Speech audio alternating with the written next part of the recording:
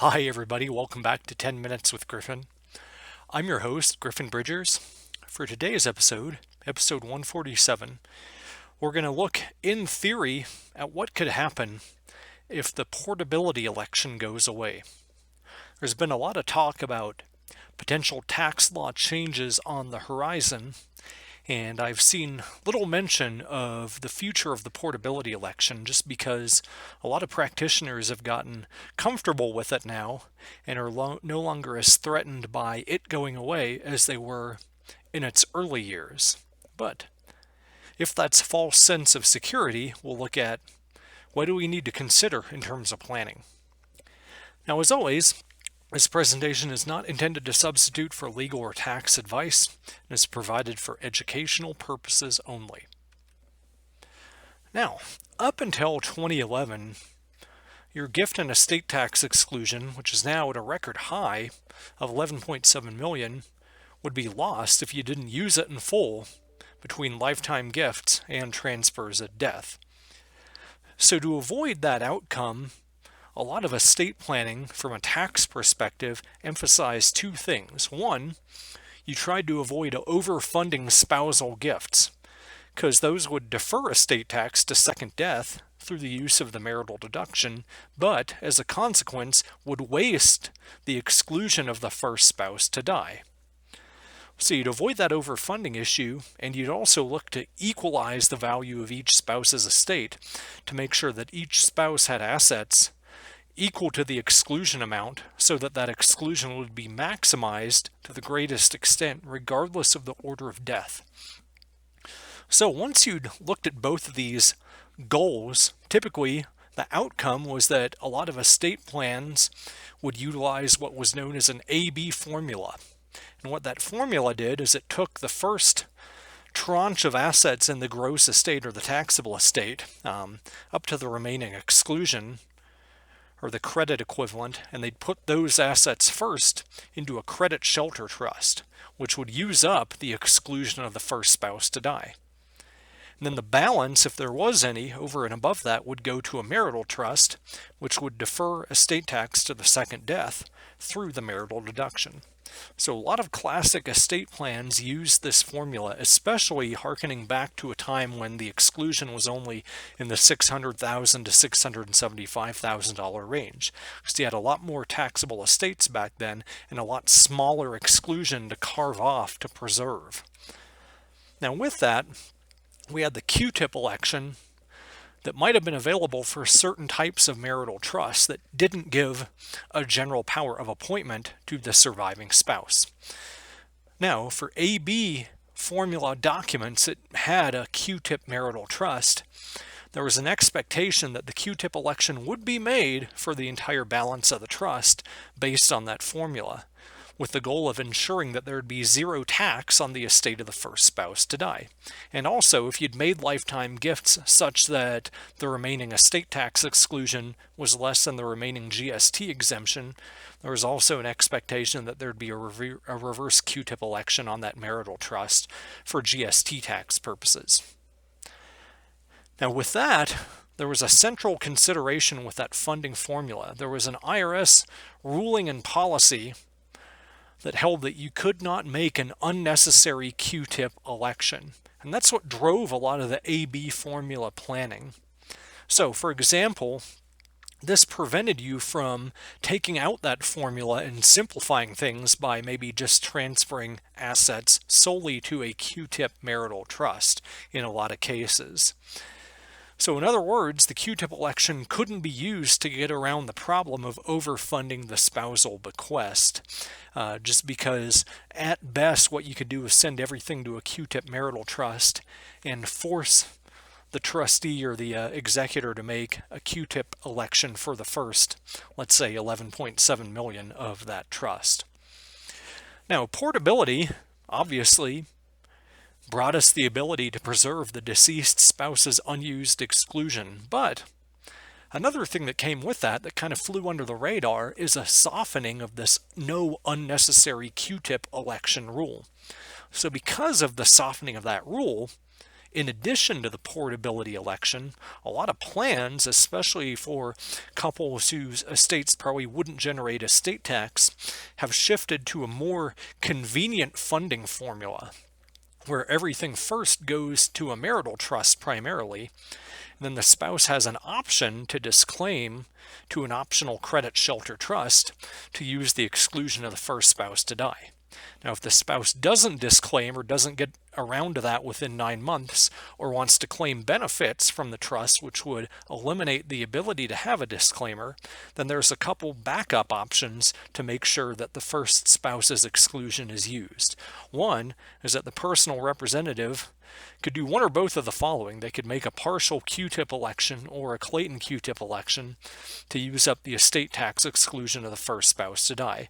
What the partial QTip election would do is carve up the trust, the marital trust, into part that has estate tax deferred until second death through the marital deduction, and then a part for which there is no QTip election and would use up the first spouse's estate tax exclusion. Now, the problem with that type of trust is that it could only benefit the spouse.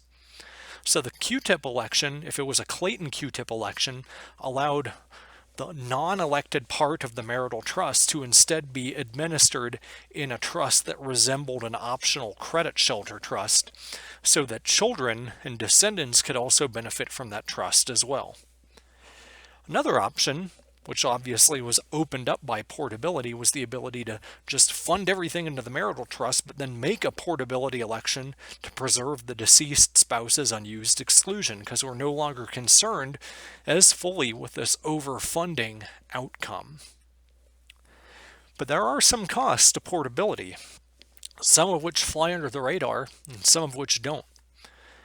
So if you choose out of those three options to preserve unused exclusion through a portability election, first, there's no portability of the GST tax exemption. That exemption is still lost forever through a portability type of planning regime.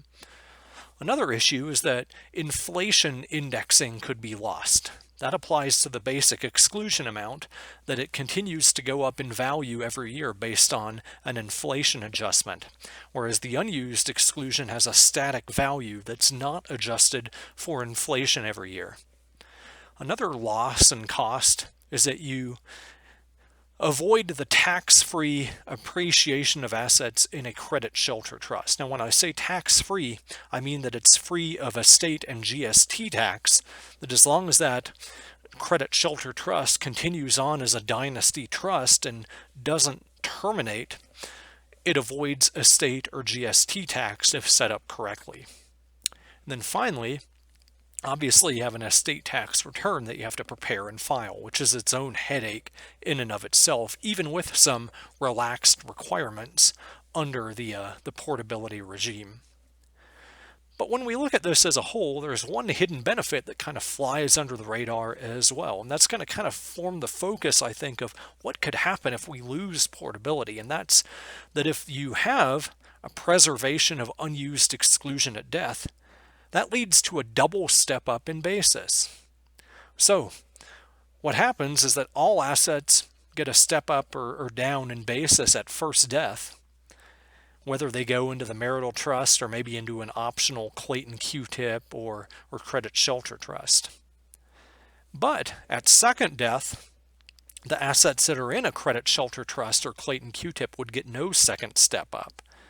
But anything that doesn't go into one of those trusts, anything that's still in that base marital trust for which no QTip election, or for which a QTip election was made, would get a step up in basis, and any unused exclusion could be applied to the survivor's assets to get a free second bite at the apple and step up in basis as well. So when you're looking at some of the costs above, the loss of inflation indexing and the loss of that transfer tax-free appreciation, you have to weigh that with the potential reduction of income tax that can come from the elimination of that appreciation through the step up in basis. So it might net out to not be as big of a deal at the end of the day. So that raises the question, if, as Congress is tinkering, they look at not only just reducing the exclusion But also maybe taking away the portability election, that could be devastating, but there's some degrees which will come into play. And we need to look at the potential with the loss of portability and how far reaching it would be. Now the first, this is very unlikely, and they'd have a fight on their hands if they did this, but would the loss of the election itself also retroactively reverse prior elections? That would be a bad outcome. Now, we're not going to necessarily, dive into that, but there is one planning point below where we're going to address that. Another one is, would the loss of portability also eliminate that rule on unnecessary QTip elections? If so, that has an even greater cost to it.